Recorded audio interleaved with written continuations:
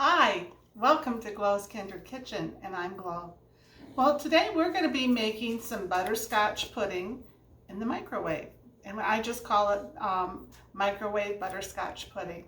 And actually, this was requested by someone that was watching on our YouTube, and she saw the one that I did for the chocolate pudding, and she was asking if I knew of any others that I could do in the microwave, and I most certainly do. I actually have several recipes, and it just makes life so much easier. But anyway, thank you, Jean, for requesting this. And let's go ahead and get started. So the first thing you want to do is to have a microwave-safe bowl.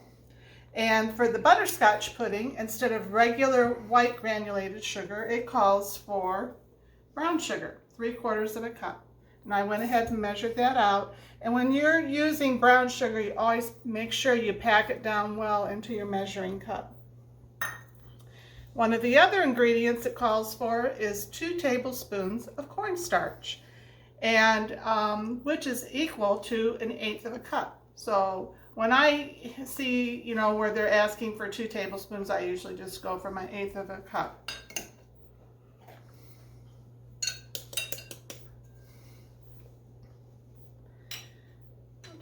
There. So, and the other thing that it calls for is 1/4 of a teaspoon of salt. And I'm using sea salt.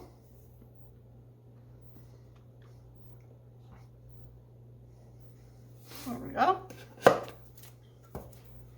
And this is just a super easy recipe. So the next step is you want to take your whisk and just mix all of this stuff up in your bowl well.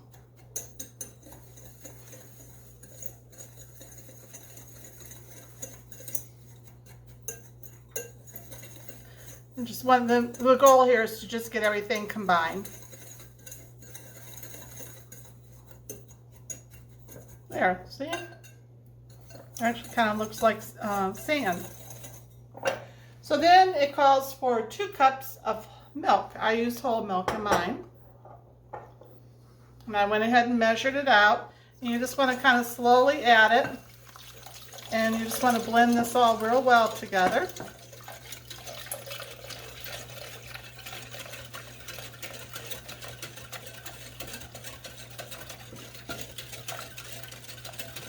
This is one of those recipes I do after dinner.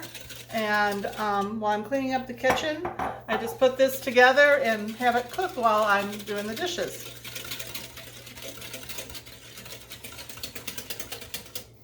So there, that's all we have to do for this part.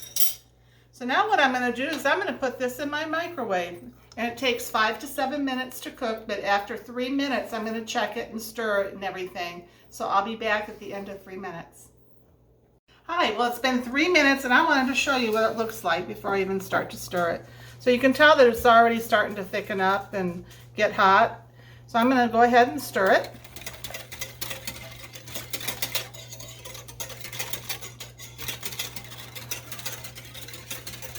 And this particular recipe says 5 to 7 minutes total. So I'm going to put it in the microwave for an additional 2 minutes.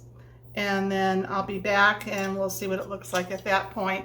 But after I put this in the microwave, I'm going to show you guys how to separate eggs. Hi, well, I just put my pudding back in the microwave for an additional 2 minutes. So I thought during that time, I'm not sure if all of you guys know how to separate eggs. So I thought I'd show you how I do it.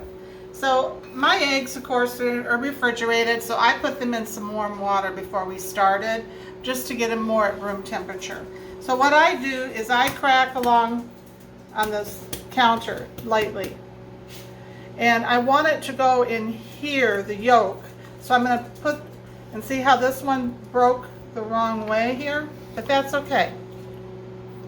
So what I want is to get the white in there. Because I'm going to save these whites for something else. What, I'm not sure yet, but maybe even for breakfast. And then I'm going to put the yolk in here.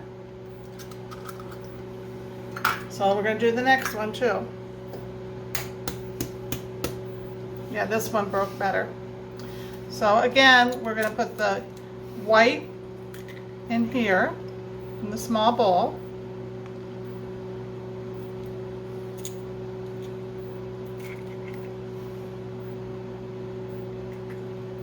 Do it one more time. There. And then the yolk goes there. So that's all there is to it. So I've got 10 seconds left on the microwave. So I'll be right back and we'll get going on the rest of it.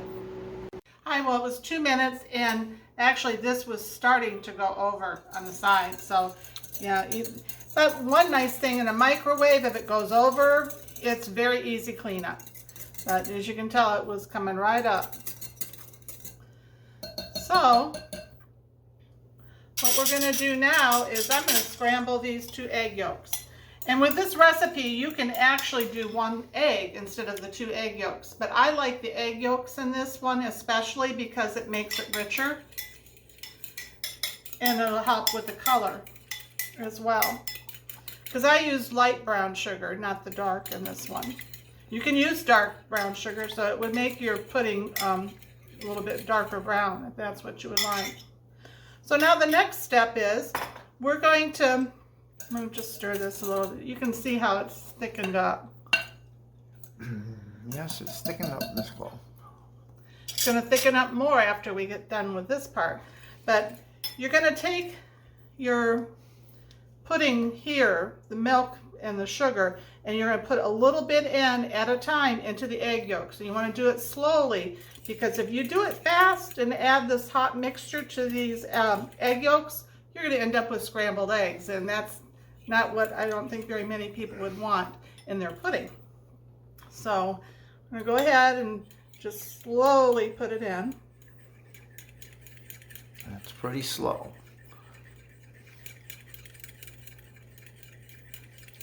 And one time when I was making, I think it was chocolate pudding that night, I was kind of in a rush, so I was just putting the hot mixture in, and I did it too fast, and I had, you know, some scrambled eggs going on.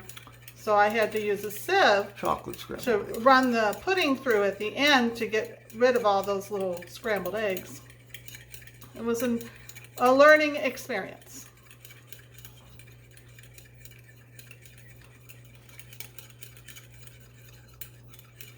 So I may overdo it a little with this, but it's just because of my history with it. I really don't want scrambled eggs. So I'm gonna see how warm that is.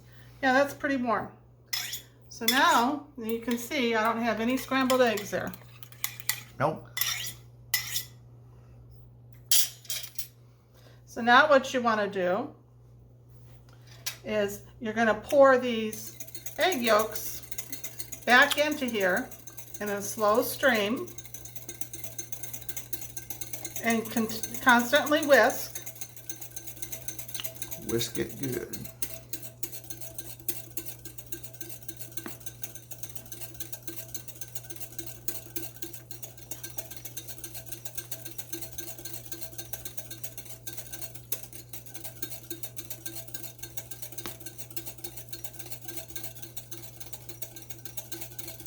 We're almost done. I hope so. Just trying to get the rest of the egg yolk out of there. I don't like to waste. Okay. So now you can see how there's no lumps or anything in there. So I'm going to go ahead and put this back in the microwave for another minute, and we'll check it, and the goal here is to just let it thicken up with those egg yolks. So I'll be back in a few. Hi, well this is what the pudding looks like after 1 minute. And you can tell around here how it's already starting to cook and thicken up with that egg yolk. I'm going to just stir it. And the recipe calls for 1 to 3 minutes, but I think it's going to be ready after another minute. But while it's in there, I'm going to be watching it closely. So it smells wonderful already. So I'll be back and we'll see what it looks like after another minute. Hi, well this has been the additional minute, and I think we're done. Look at that. Looks good. Doesn't that look good? Can't wait to have some. because it's going to thicken up some more as it sets here. So the next thing we're going to add to this is butter, which is very yummy, and real butter. Don't use any imitation. 3 tablespoons.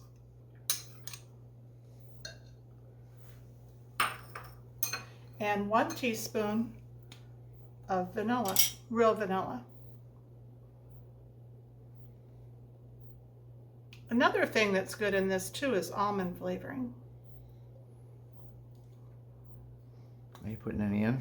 No, I'm just doing the vanilla tonight. You can see the butter is already starting to melt. Yep. I'm just going to stir this up. Yes, it is. Oh, it smells so good. But I used a 2-quart container here to cook this. And I would highly recommend that. That goes for even when you're cooking hot cereals or something like that in the microwave as well. Always make sure that you use a container that's maybe 2/3 larger than the amount that you're cooking. Or I sometimes even do 3/4 larger, just so you can prevent things boiling over. So anyway, I'm going to let this set here for a couple of minutes, and when we come back, we'll sample it, and I'll show you the final. Hi. Well, our pudding is still cooling off, and I put a little in here to sample for you guys. But before I do that, I wanted to share with you. When your pudding is cooling and afterwards, always keep a cover on it so that they call it a skim, a skin that gets on top of your pudding. And so this is the lid I use for this container. I find this very convenient, and I just snap it on. So as it's cooling, it'll be fine here, but I won't get that skin across the top. So anyway, I like to sprinkle like kosher salt on here, or any large flake type salt. And not much. This little spoon here is called a smidgen, and I didn't even use a smidgen, just a few flakes, but it'll taste like a salted caramel. And you can also put little miniature chocolate chips on here as well, and whipped cream. It's delicious. So let me get a spoon, and I'm going to try this for you guys.